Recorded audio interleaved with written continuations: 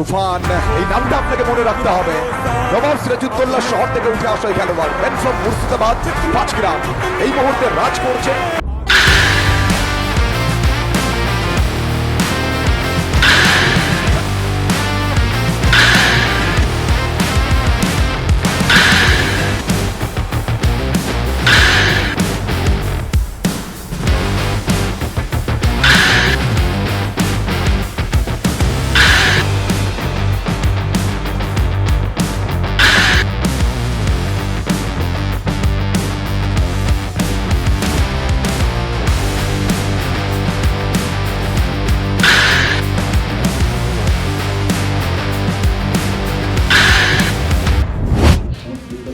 প্রথমেই বলবো যে তুমি স্টার্টটা কীভাবে করবে। তখন শর্ট হ্যান্ড ক্রিকেট যখন খেলো তখন ফাস্ট বোলিং করা হয়, ধরো খুব স্পিডে ধরে তখন বোলিং যদি করে তখন কী মনে হয় যে প্রবলেম হয় কোনো খেলতে? প্রথম যখন খেলতাম, ছোটো ছিলাম, তখন একটু প্রবলেম হতো, তখন তো জানতাম না ক্রিকেট। তো এই ফিটনেস তুমি কীভাবে তারা ম্যানেজ করো? যখন খেলো তখন অনেক ম্যাচ আমি দেখেছি, তুমি সেই সময় গিয়ে অনেক ম্যাচ জিতেছো, সেই সময় তোমার মনের মধ্যে কী চলে যে ম্যাচটাকে পার করতে হবে যে করে হোক, এটা নাকি মানে জুনিয়রদের কথা ভেবে খাবো না নিজের কথা ভেবে খাবো, কী হিসাবে অনেক ম্যাচে হয়তো টিম সিলেকশনের জন্য তুমি পোস্ট করে দিতে পারে। তো সেই সময় তোমার মনে হচ্ছে যখন এই নেগেটিভ কমেন্টগুলো আসে, মানে লোকে যেটা বলে যে খেলতে পারছে না, তখন তোমার মনে হচ্ছে যে লোকে যারা সমালোচনা করবে, তোমার কাজ আমার কাজ আমাকে করতে হবে। লোকে কী বললো না বললো আমার দেখে লাভ নাই, আমার খেলা আমাকে খেলতে হবে। হয়তো ক্রিকেটে সব দিন সমান যায় না, হয়তো তুমি কনস্ট্যান্ট বিরাট কোহলি যাবো তোমার আউট হয়, আমার সময় আউট হলো, সেটা দেখে লাভ নাই। আমাকে আমার খেলা খেলে নিয়ে যেতে হবে, যতদূর পারি নিজের টিমকে জেতাবার জন্য জান দিয়েই খেলি। নমস্কার, আজকে পডকাস্টে ওয়েলকাম। আজকে আমাদের পডকাস্টে গেস্ট হিসাবে রয়েছে তুফান শেখ, যাকে আমরা সবাই রক তুফান নামে চিনি, যিনি কিছুদিন আগেই রূপালী কাপে চ্যাম্পিয়ন হয়ে এসেছে, যাকে আমরা ওয়ার্ল্ড কাপ শর্ট হ্যান্ড ক্রিকেটে ওয়ার্ল্ড কাপ বলা হয়। তো আজকে আমরা তুফানদার কাছ থেকে জানবো মাঠের ভিতরে কিভাবে আগ্রাসনকে কন্ট্রোল করে, মাঠের মধ্যে কিভাবে তার টিমের প্লেয়ারদেরকে পরিচালনা করে এবং খেলার সময় কিভাবে মানসিক চাপগুলোকে সামলায়। তো আজকে সমস্ত কিছু জানবো এবং যারা ক্রিকেটে প্রফেশনাল ভাবে নিতে চাইছো তাদের জন্য অ্যাডভাইস দিয়েছে তুফানটা। তো চলুন শুরু করা যাক আজকের পডকাস্ট। তো আজকে পডকাস্টে ওয়েলকাম, কেমন আছো বলো? ভালো আছে। তো আজকে তোমাকে জানবো তুমি শর্ট হ্যান্ড ক্রিকেটে কীভাবে তুমি এলে, তুমি কত বছর বয়স থেকে সমস্ত কিছু। তো প্রথমেই বলবো যে তুমি স্টার্টটা কীভাবে করবে। স্টার্ট করেছিলাম আমি আমাদের হাই স্কুল ফিল্ডে, যখন সিনিয়ররা খেলতো তাদেরকে দেখে আমি শিখেছি, তাদের কাছ থেকে আমি খেলা শিখেছি, তাদের কাছে প্র্যাকটিস করেছি ও তাদের কাছ থেকে বড় হয়েছি। এই ক্রিকেটে ভালোবাসাটা কীভাবে তৈরি? ক্রিকেটকে প্রথম থেকে ভালোবাসতাম, মাঠে যেতাম, বন্ধুর সাথে দেখা হতো, খাওয়া দাওয়া করার পর বাড়িতে থাকতে ইচ্ছা হতো না, ভাবতাম যে কখন মাঠ যাবো, মাঠে গিয়ে কখন ব্যাট বল খেলবো সবার সাথে। এটাই মানে ক্রিকেট দেখতে দেখতেই দেখতে ফ্যামিলিতে প্রথমে সাপোর্ট করেছিল?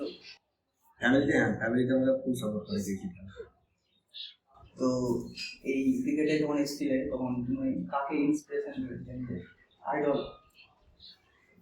আইডিয়া বলতে আমার দাদা, একটা সিনিয়র দাদা ছিল সম্রাট দা, তিনি আমাদের ক্যাপ্টেন ছিলেন। আমাদের হাই স্কুল যখন খেলতো, আমাদের সরলনয় যখন খেলতো, খুব বাচ্চা ছিলাম, সেটা আমাকে মানে ক্রিকেট খেলা শিখিয়েছে। তাদের কাছ থেকে যতটুকু হয়েছি তাদের কাছ থেকে বড় হয়েছে। তো এই শর্ট হ্যান্ডে তোমার প্রথম যে টুর্নামেন্টে খেলেছিলে তখন সেই এক্সপিরিয়েন্সটা কেমন ছিল?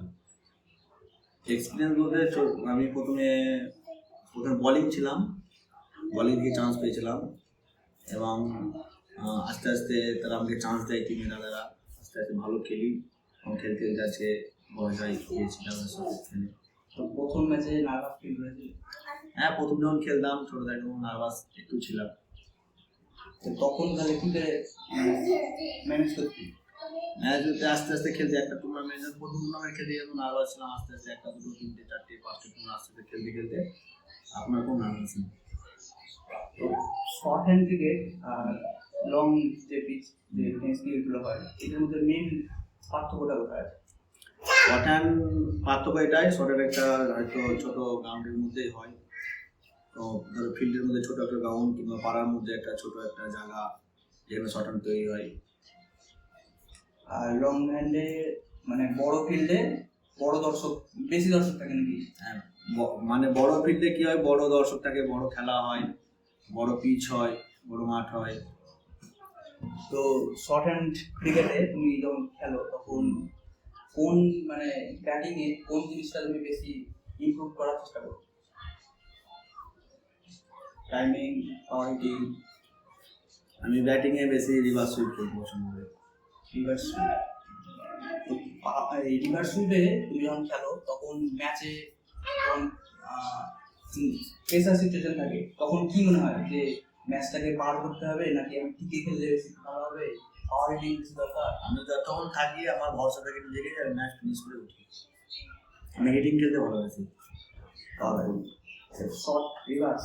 রিভার্স তখন শর্ট হ্যান্ড ক্রিকেট যখন খেলো তখন ফাস্ট বোলিং করা হয়, ধরো ফুল স্পিডে যখন বোলিং যদি করে তখন কি মনে হয় যে প্রবলেম হয় কোনো খেলতে? প্রথম যখন খেলতাম, ছোট ছিলাম, তখন একটু প্রবলেম হতো। তখন তোরা জানতাম না, ক্রিকেট খেলতাম, খেলতে খেলতে প্র্যাকটিস করার পর এখন কিছুই মনে হয়, জোর বলো কিছু মনে না, স্লো বলো কিছু মনে না, কাটা বলো কিছু মনে না, সব বলেই খেলি। এই ফিটনেস তুমি কীভাবে তাহলে ম্যানেজ করো? ফিটনেস এই তো প্রত্যেকদিন খেলা, আজকে ধরো খেললাম নাইট, কালকে এসে সকালে ঘুমালাম, আবার বেরিয়ে গেলাম, আবার নাইট, এই কন্টিনিউ চলতেই থাকে। এই যখন খেলো মাঠের মধ্যে আমি দেখেছি তুমি অনেকে স্ট্রেচিং করো, মানে তার সিচুয়েশন দেখে তুমি অনেক কিছু বলো, সেগুলো একটা আগ্রেশন যেটা দেখাও সেটাতে তুমি কতটা মনে করো যে?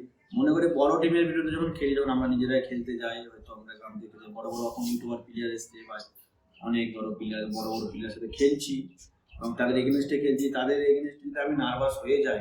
যেহেতু জুনিয়র প্লেয়ার আমি খেলছি সবাইকে নিয়ে, তাদের এগেনস্টে আমি নার্ভাস হয়ে যাই, সেখানে আমি আগে হেরে যাবো। তাদের বিরুদ্ধে অনেক জোশ নিয়ে খেলি, অনেক হারাবার চেষ্টা করি, হয়তো কোনো ম্যাচ অনেক জোশ নিয়ে খেলে হারিয়েছি এবং অনেক দাদার কাছে, তারা বড় প্লেয়ার, একটু ইউটিউব প্লেয়ার, তাদের কাছেও হেরেছি। তারা অনেক ভালো খেলে দাদারা, তাদের হারাবার জন্য আমি এগ্রেশন করে খেলি। তো এই যখন খেলো তখন অনেক সময় ইনজুরি হয়ে যায়, তখন মনের মধ্যে কি সিচুয়েশন থাকে?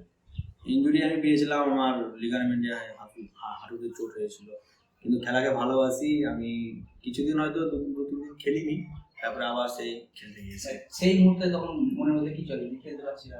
মনের মধ্যে চলে যে আমি টিমের দায়িত্ব নিয়েছি, আমাকে না খেললে হবে না, যেহেতু পাতে লেগেছে ম্যাচটাকে বার করতে হবে, তাও আমি খেলি কন্টিনিউ। তো যখন খেলো তখন অনেক সময় মানে যেটা আনএক্সপেক্টেড কিছু মানে ম্যাচ হেরে যাও, তখন মনের মধ্যে কেমন সিচুয়েশন থাকে? মনের মধ্যে এটা ক্রিকেটের পার্ট, আজকে হারবো কালকে জিতবো, এটাই মনে হয়। হার স্বীকার নিয়ে মানতে না পারি তাহলে ক্রিকেট খেলে কি হবে?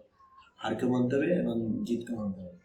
যখন খেলো তখন অনেক ম্যাচ আমি দেখেছি তুমি শেষ ওভারে গিয়ে অনেক ম্যাচ জিতেছো, সেই সময় তোমার মনের মধ্যে কি চলে যে ম্যাচটাকে পার করতে হবে যে করেই হোক, এটা নাকি মানে জুনিয়রদের কথা ভেবে ভাবো না নিজের কথা ভেবে ভাবো, কি হিসাবে তুমি তখন কি চলে?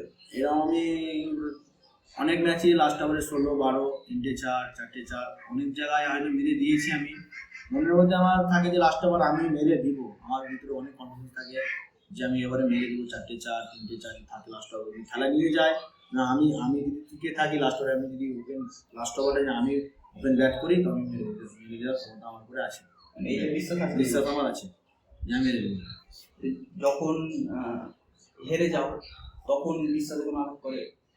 হয় হেরেও গিয়েছি অনেকবার, হয়তো 3-4, 4-4 এক ওভারে 2-4, এক ওভারে 1-4ও হেরে গেছি খেলাতে, এবং এক ওভারে 6-4ও মেরে দিয়েছি লাস্ট ওভারে, এটা হতে থাকে। তো যখন খেলো তখন অনেক সময় আম্পায়ারের ডিসিশনের কারণে হেরে যাও, তখন কি মনে হয়? আম্পায়ার ভুল ডিসিশন হতে পারে, তাদের একটি খেলার অঙ্গ, হয়তো অনেক জায়গায় হেরেওছি এবং অনেক জায়গায় আম্পায়ার ভুল ডিসিশন দিয়েছে, আমরাও জিতেছি, উভয় হতে থাকে। আম্পায়ার সাচ্চা খেলায় আম্পায়ারদের ভুল হতে পারে। যখন ফিল্ডে থাকো তখন অনেক জুনিয়র প্লেয়ার তোমাকে ধরো ইনসাল্ট করলো, মানে কথা দিল না, অপমান করলো, তখন মনে হলো কেমন? যারা জুনিয়র প্লেয়ার তারা জানে না, যখন আমার জায়গায় যারা আসবে বড় হয়ে আস্তে আস্তে তারাও বুঝবে সিনিয়র প্লেয়ারকে কখনো আমি একজন জুনিয়র প্লেয়ার ছিলাম, আমি তাই বলে আমি সিনিয়র প্লেয়ারকে আমি আজকে ভালো খেলছি, জুনিয়র প্লেয়ারে তারা তারা আমাকে খেলা শিখিয়েছে, তারা বড় করেছে, আমি বড় তাদের কাছ থেকে বড় হয়েছি, তাদেরকে যদি আমি অপমান করি তাহলে আমার ক্রিকেট খেলে কিছু লাভ হয়নি। সবসময় আমি সিনিয়র প্লেয়ারদেরকে সাপোর্ট করি।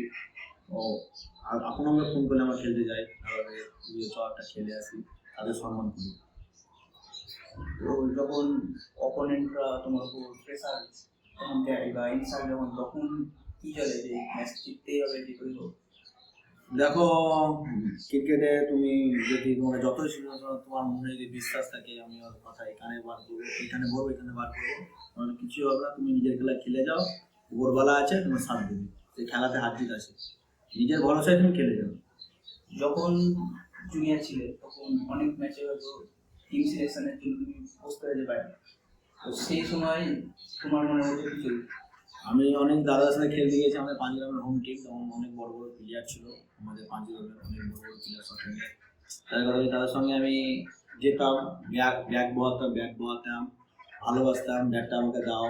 তখন ব্যাগ ছিল না, ব্যাটের ব্যাগ ছিল না, কাঠের ব্যাটগুলোই হতো। কিছু ব্যাট থাকতো বড় বড় ব্যাট থাকতো, এখনকার যে ব্যাটের মডেল সেই ব্যাট থাকতো না, মোটামোটা ব্যাট থাকতো। তখন সবাই সোজা খেলতো, ব্যাকফুট খেলতো, সুইপ খেলতো। তো তাদের সাথে যেতাম রাতে, অনেক মজা লাগতো। তখন নাইট শুরু হতো 6টার মধ্যে হয়ে যেত, 12টা 1টার মধ্যে 2টোর মধ্যে শেষ হয়ে যেত। তখনকার খেলাটা আলাদাই ছিল, তখন বেশিরভাগ হোম টিম ছিল, আয়ার ছিল না। তার সাথে খেলতে যেতাম, তাদের কাছ থেকে শিখেছি অনেক কিছু, ভালো লাগতো তার সঙ্গে আমার যেতে। ওই যেতে যেতে আস্তে আস্তে তাদের কাছে আমি ভালোবাসা পেয়েছি ও তারা আমাকে চান্স দিয়েছে, তার জন্য আমি পেয়েছি। আজকে যখন অনেক প্লেয়ার নিজেদের ট্যালেন্ট থাকে সব তারা চান্স পায় না, তো সেক্ষেত্রে কি কোনো রকম কানেকশন কাজ করে যে টিম মালিকের সাথে ভালো কানেকশন আছে বলে একজন পেলো আর যে ট্যালেন্টের সাথে পেলো না, তখন এগুলো কাজ করে? কিছু কিছু হয়, কিছু কিছু জুনিয়র প্লেয়াররা এখন খেলছে, ধরো ভালোই খেলছে জুনিয়র প্লেয়াররা, তারা যখন তোমার 2-1টা ম্যাচ তখন তারা বলবে এখন এটার খেল, টাকার খেল, ধরো জুনিয়র প্লেয়ার 2-3টা ম্যাচ ভালো খেললো, ধরো আমি চান্স দিলাম টাকা, হয়তো জুনিয়র প্লেয়াররা বলবে আমি একটু টাকা বেশি দাও, তখন কিন্তু তার মনে একটু আঘাত হবে সিনিয়র প্লেয়ারদের চান্স নিতে। এটা এখন হচ্ছে মার্কেটে দেখতে পাচ্ছি, কিছু জুনিয়র প্লেয়াররা এখন ভালোই খেলছে, এবং জুনিয়র প্লেয়ার খেলতে খেলতে সিনিয়র প্লেয়ারদেরকে ঘাম দেখাচ্ছে, একটু দেখাচ্ছে, এটা যেমন না দেখায় জুনিয়র প্লেয়ারদের ভাইদেরকে বলবো হাত জোর করে যে তোমরা সিনিয়র প্লেয়ারদেরকে রেসপেক্ট করো, অনেক বড় প্লেয়ার হবে। যখন তুমি খেলো তখন ফিল্ডে আজ পর্যন্ত তোমার সব থেকে কঠিন বলিং কাকে মনে হচ্ছে, মানে খেলতে প্রবলেম হচ্ছে? আমি এখন লিমিট পেসও খেলি, আনলিমিট পেস খেলি। হয়তো আমরা যদি আগেকার কথা বলতাম, যখন খেলতাম আমরা, হয়তো আমাদের সিজনের জন্য আমরা টপার বল খেলতাম না। তখন ফার্স্ট টাইম আমি রামপুরহাটের সৌরভদের বিরুদ্ধে একটা বলার ছিল আকাশ, সে কিন্তু আমরা তখন গ্রাম থেকে উঠছি ধরো, আর আমার টিমে খেলতো কাবু, সে তো ডেঞ্জার বোলিং ছিল, তখনকার দিকে লেগ কাটার বলার কাবু, আর রামপুরহাটের বলার ছিল আকাশ, সে দুর্দান্ত বল করতো। তখনকার প্রায় 7-8 বছর হয়ে যাচ্ছে, 6 বছর হবে। তখন ফার্স্ট টাইম আমি ওকে ফেস করি, তখন টপার বল রামপুরহাট থেকে এসেছি আমরা, কাবু রামকৃষ্ণ আমি খেলছি, তখন তার টপার বল আমি কিছু বুঝতে পারছি না। এটাই তাকে আমি তেমন ডেঞ্জার ভাবতাম তখনকার যুগে, এখন প্র্যাকটিস করেছি, এখন আর কিছু মনে হয় না। এখন তাদের একটু হলেও প্রবলেম। এখন আনলিমিটেড ফরম্যাটে এখন অনেক বলার আছে, তোমার আমাদের এখন উঠেছে একটা নতুন জুনিয়র বলার, খুশি আমাকে মনে তার এখন বল কমপ্লিট হচ্ছে, যেহেতু নতুন তখন অনেক সময় যখন খেলো তখন নিজের খুব কাছের বন্ধুর সাথে খেলতে হবে, তখন মনে হতে কি বলবে? নিজেদের সাথে খেললে আমরা সব কি একটাই কথা, যে নিজেদের সাথে যখন খেলতে যাই বাইরে, অনেক টুর্নামেন্ট খেলে বেড়ালাম নিজেদের টিম নিয়ে, তো আমাকে নিজের টিম থেকে খেলতে সবচেয়ে ভালো লাগে। আর আমার যখন আধার কার্ডে খেলা হয় হোম টিমে, তখন যাই আমার নিজের ভাই, জুনিয়র ভাই রাজা, লালা, আরও আছে ইস্কেন্দার, তাদের সাথে খেলতে আমাকে খুব ভালো লাগে। তো যখন অপোনেন্টে যখন থাকে তখন কেমন মনে হয়? অপোনেন্ট থাকলে ওরা জুনিয়র ছেলা, আমার সাথে ছেলা, যদি আমি হেরে যাই সিনিয়র প্লেয়ার হয়তো একটু বলবে যে যাই বলে রাগায়, তাদেরকে আমি খুব ভালোবাসি, ওদের সাথে অনেক খেলা পড়ে, কিন্তু বেশিরভাগ আমি ওদের খেলতে নিয়ে যাই, একসঙ্গে খেলি। যখন তুমি টিম তৈরি করো তখন ক্যাপ্টেন হিসেবে তুমি কোন কোন দিকগুলোকে দেখো যে আমার টিমে দরকার, এই আমাকে ম্যানেজ করতে হবে?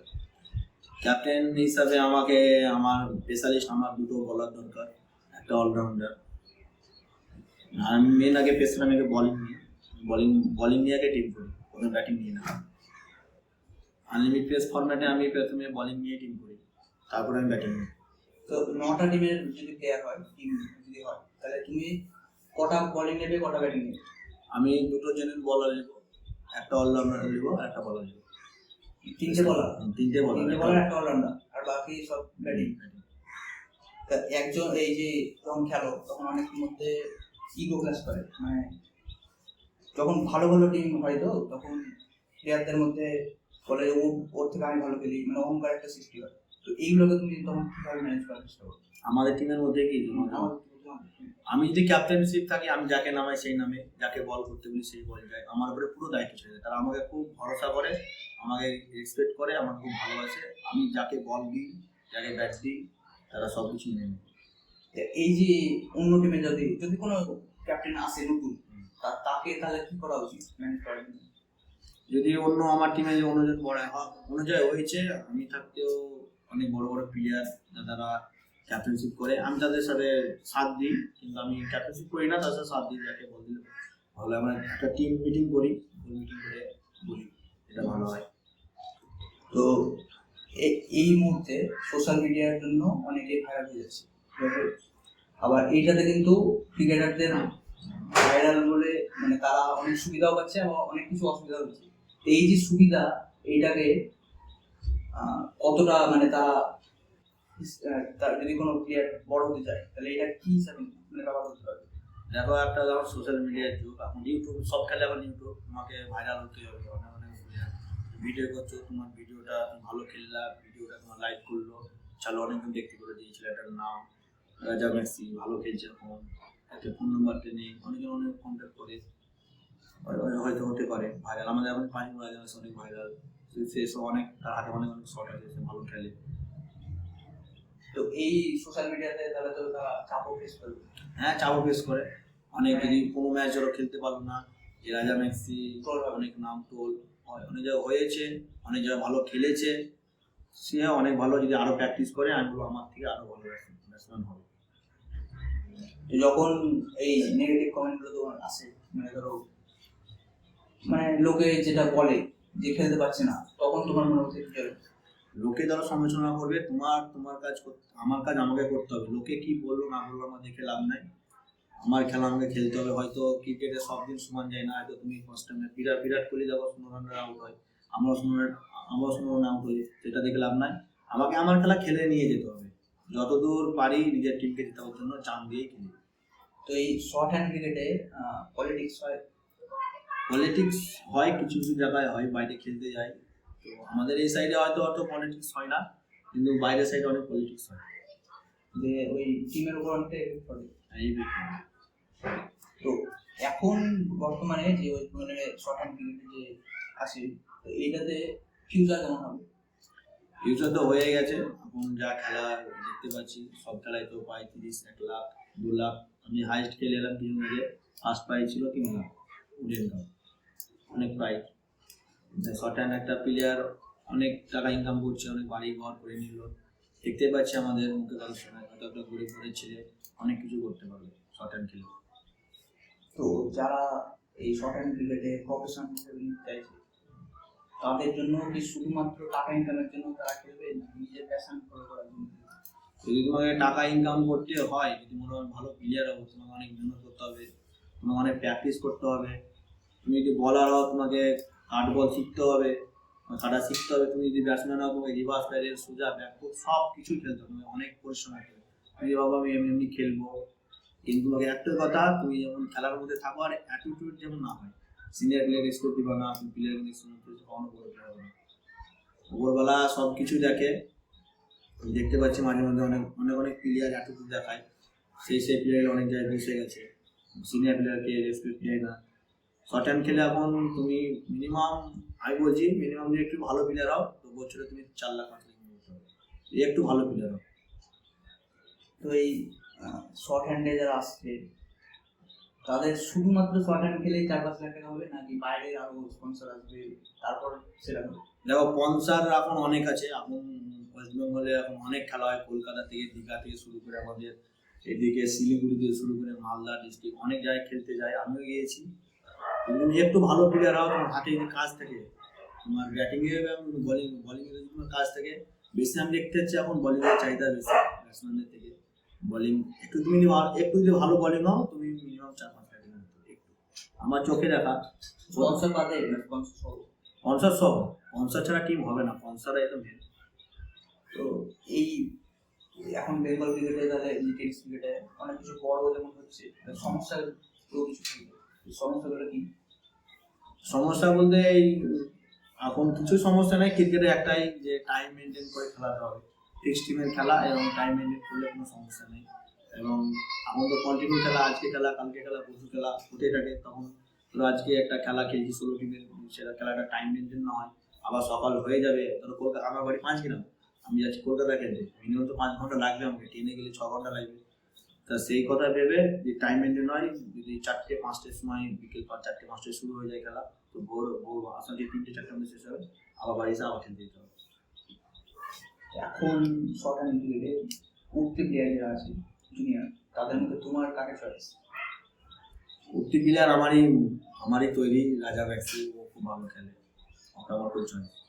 আর বোলিংয়ে এখন একটা নতুন বলার হয়েছে খুশি, যেটা আমি সব জায়গায় খেলতে নিয়েছি। তো এমন কোন টুর্নামেন্ট বড় যেটা তুমি খেলতে চাও, জিততে চাও? এখন আমার একটাই অজয় সংগতি, রূপালী কাপ খেলতে গিয়েছি, চ্যাম্পিয়ন হয়েছি। ওটা তো প্রথম বছর খেলতে গিয়ে চ্যাম্পিয়ন হয়েছি। আমার এখন একটা স্বপ্ন, আমি অজয় সংগতি জেতা করতে চাইছি। যখন বড় বড় এই টুর্নামেন্টগুলো খেলো তখন মনের মধ্যে কি থাকে, জিততেই হবে? হ্যাঁ, বড় টুর্নামেন্ট খেলতে যাই, অনেক সময় নার্ভাসও থাকে এবং মনে হয় এই টুর্নামেন্টটা যে জিততে পারি তো অনেক নাম হবে নিজের মধ্যে এবং অনেকজন চিনবে, যেহেতু একটা বড় গ্র্যান্ড স্ল্যাম টুর্নামেন্ট, যেহেতু যাকে বলা হয় ওয়ার্ল্ড কাপ। সেসব টুর্নামেন্টগুলো জিতলে আর কিছু চাই না, মানে অন্য টুর্নামেন্টের থেকে ওই টুর্নামেন্ট জিতা মানে তুমি 100 টুর্নামেন্ট হেরে যাও, তুমি ওই টুর্নামেন্ট ওয়ার্ল্ড কাপ জিতে যাও, তো অনেক খুশি, নিজেকে হ্যাপি মনে হয়।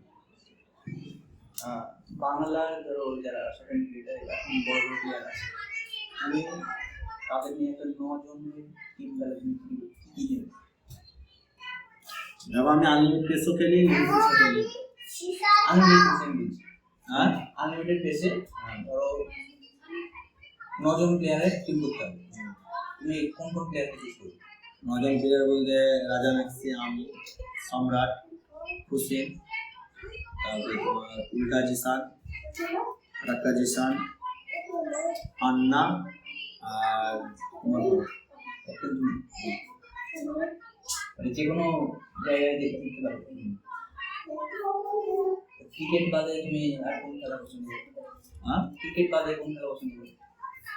আমি ক্রিকেট খেলাকে পছন্দ করি, তাছাড়া অন্য কিছু সেকেন্ড অপশন নেই? আমার কাছে সেখানে আমার একটাই খেলা ক্রিকেট। তো যারা শর্ট হ্যান্ড ক্রিকেটকে প্রফেশনাল ভাবে নিতে চাইছে তাদেরকে তুমি কি বলবে? যদি প্রফেশন নিতে চাও, তোমাকে অনেক হার্ডওয়ার্ক করতে হবে, অনেক মেহনত করতে হবে, আমাকে কন্টিনিউ খেলা, মেন হচ্ছে প্র্যাকটিস। আমি সেটা প্র্যাকটিস করতে হবে, প্র্যাকটিস করে আস্তে আস্তে তোমার টুর্নামেন্ট খেলতে হবে নিজের দাম নিয়ে। যদি চান্স না দেয় তো তোমাকে নিজের টাকা খরচা করে এন্ট্রি করেও খেলতে যেতে হবে অবশ্যই। তুমি যখন ভালো খেলছো, তুমি যখন চান্স পাচ্ছ না, তোমাকে হয়তো নিজে টিম করে বানিয়ে নিয়ে যেতে তোমার আস্তে আস্তে আস্তে আস্তে আস্তে আস্তে বড় হতে হবে। কিন্তু প্র্যাকটিস নেই, যতই বড় প্লেয়ার আছে প্র্যাকটিস ছাড়া কিছু হবে না, প্র্যাকটিস করে করতে হবে। তো যারা দর্শক আছে তাদের জন্য কি মেসেজ থাকবে? দর্শক তো আমাকে খুবই ভালোবাসে এবং দর্শকদের জন্য একটাই রিকোয়েস্ট, আমাকে সাপোর্ট করো এবং আমাকে ভালোবাসো। আমিও তোমাদেরকে খুব ভালোবাসি। তোমরা অনেক জায়গায় খেলতে যাই, অনেক বলি ওখানে এসছে, খুব ভালো লাগে নিজেকে যে আমার নাম হচ্ছে, আমার রাস্তাঘাটে দেখতে পাই, অনেক কথা বলে, খুবই ভালো লাগে তার সঙ্গে কথা বলি। দর্শকরা অনেক সাপোর্ট করে আমাকে। ঠিক আছে, থ্যাংক ইউ এত সুন্দরভাবে বলার জন্য। আবার নেক্সট বলবো। তো এই ছিল আজকের পডকাস্ট। তুফানদাকে অসংখ্য ধন্যবাদ এত সুন্দর নিজের এক্সপিরিয়েন্স শেয়ার করার জন্য। তুফানদার জুনিয়রদের জন্য যে সমস্ত কথাগুলো বললো, তোমরা অবশ্যই মেনটেন করে চলো, তোমরা সফলতা পাবে। তুফানদা আজকে যে পজিশনে গিয়েছে তার জন্য যেমন সিনিয়র প্লেয়ারদেরও হাত আছে, তেমনি নিজেরও পরিশ্রম আছে।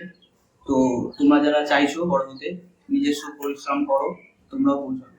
তো এত দূরই থাক, ধন্যবাদ, তোমরা সুস্থ থাকো, দেখা হচ্ছে নেক্সট